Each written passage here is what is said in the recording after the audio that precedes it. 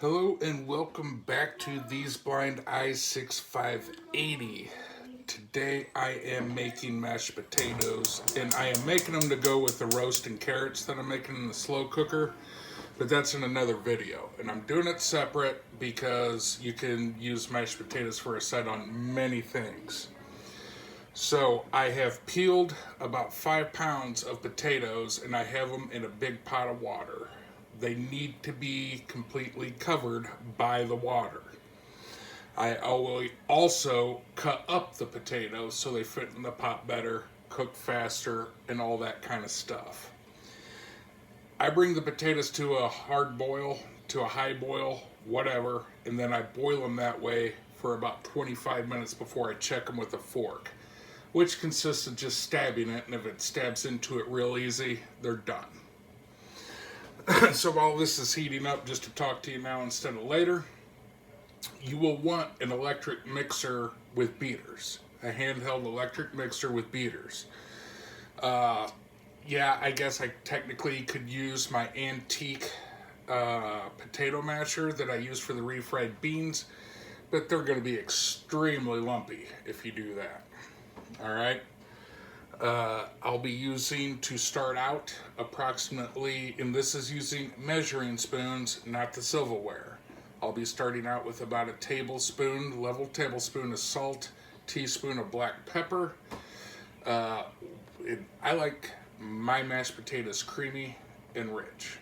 So I am using a full stick of salted butter, and I am using half of an 8-ounce block of Philadelphia cream cheese. And I'm starting off with probably half of a cup of half and half. Now you can use milk. There's nothing wrong with that. Half and half's just a little bit thicker, can help make it creamier, things of that nature. But that's where you're going to want to start. Now, mashed potatoes you can have left over.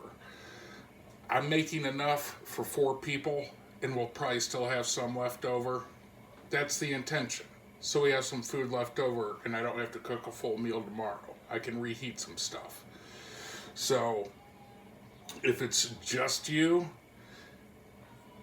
and you just want to do about half of the 5-pound bag, that's fine. You know, you'll have mashed potatoes left over for the following day. You'll just have to make accordingly, you'll have to make the adjustments as far as half of a stick of butter, a quarter of that block of cream cheese, stuff like that. You'll just have to do the math and make your adjustments. But they're going to turn out great, I'll tell you. Cool thing about mashed potatoes, since everybody else likes gravy, I'm not making gravy. I don't like gravy on my mashed potatoes unless it's country gravy. White country gravy that's made from the trimmings of fried chicken or chicken fried steak, something like that. I don't like brown gravy, so I'm not going to be making any gravy. Plus, making gravy can be a little more complicated, so if you're just starting out, be happy with making the mashed potatoes from scratch and use some kind of packet gravy until you feel comfortable with cooking to start trying to make gravy, because it's a lot different than other types of cooking. So it's still not boiling yet, but like I said, once it gets to the boil, and I'm not going to keep you on here until it comes to the boil, but you can do all kinds of things. There's times where I have chopped up and fried a pound of bacon. I use beef bacon instead of pork because I don't eat pork. But either way, chunk it up before I fry it. It makes it easier to fry.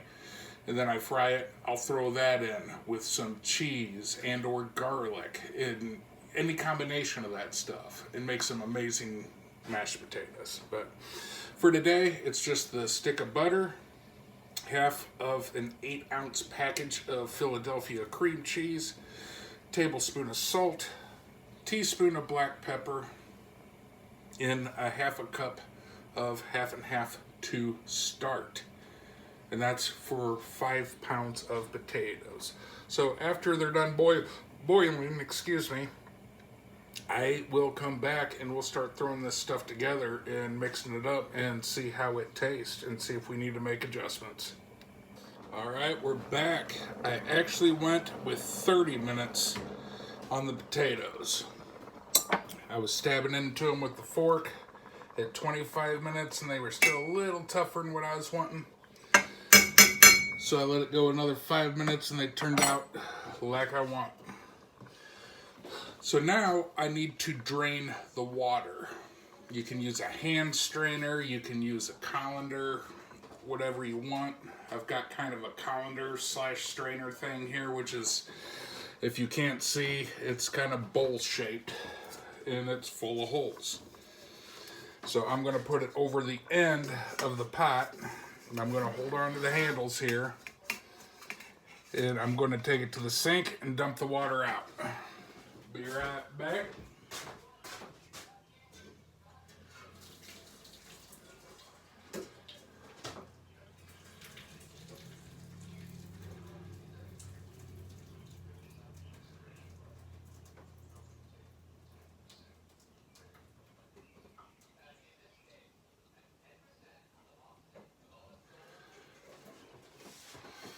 All right. Got it drained, didn't lose any taters out of it.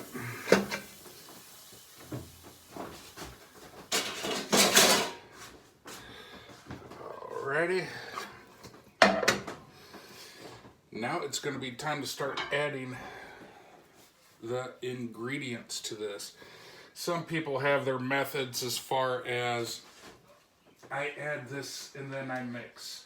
And for me, as far as like the butter and stuff, it's been sitting out a while, softening. It'll just make it easier to get to room temperature. Same with the half a block of Philadelphia cream cheese. The thing is since I'm using an electric mixer, I don't sit and screw with, well, you add this and then you mix, and then you add this and then you mix. It ain't worth it.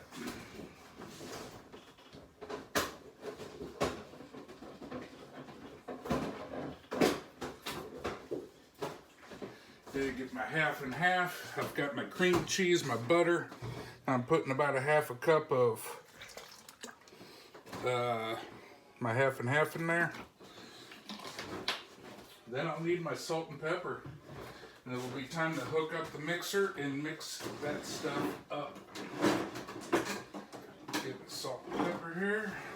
Like I said, start off, if you're using 5 pounds, start off with a measuring spoon that's a tablespoon. That sounds like a lot, but 5 pounds of potatoes is a lot. And if you can see, and you saw me just dump the stuff into my hand and me getting a pinch of black pepper out, well, guess what? You do it so much, you know about how much something is when it's in your hand.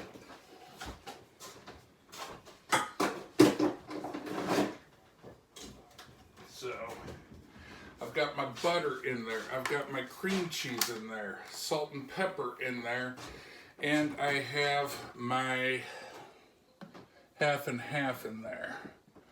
So now I am, well, if I can figure out this darn plug, there we go.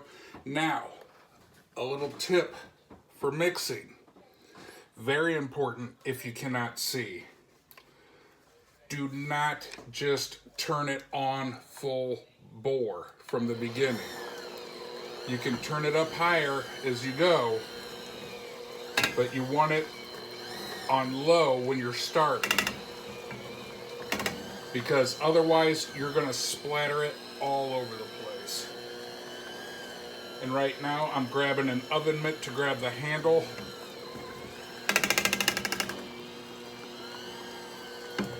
Because the pot's hot. Imagine that, huh?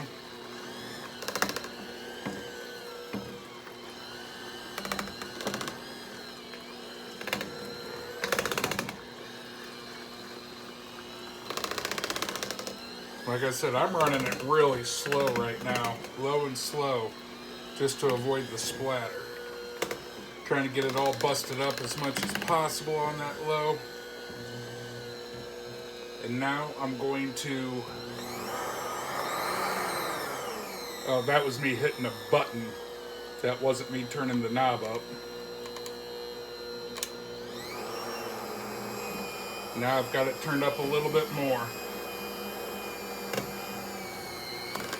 Yeah, if you can't see, know your mixer, because this one has a button that just cranks the speed if you push it. The back end's got a dial on it, where you take it up a little at a time, but on the handle there's a button you can push to just crank the speed. That's what you just heard right there, me hitting that button.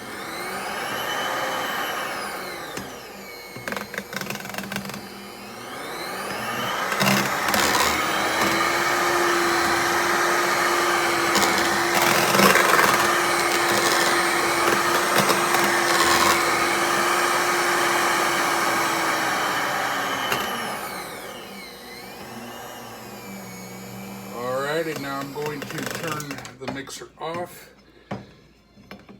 I'm leaving the tines over the pot. Now I'm getting myself a spoon, and I'm going to try them out. See if I need to add anything. Thing is, it's better to be in a position where you have to add salt and pepper, because you're not going to be able to just boil more potatoes to get rid of it.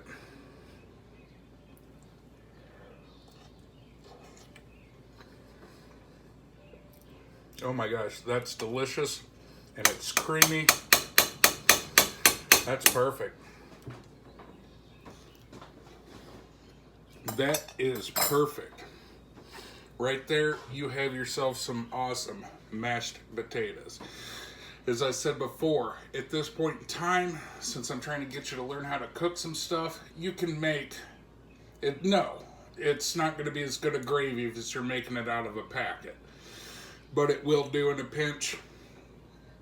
And me personally, I don't like gravy on my mashed potatoes unless I am using the, like I said, the trimmings from fried chicken or chicken fried steak.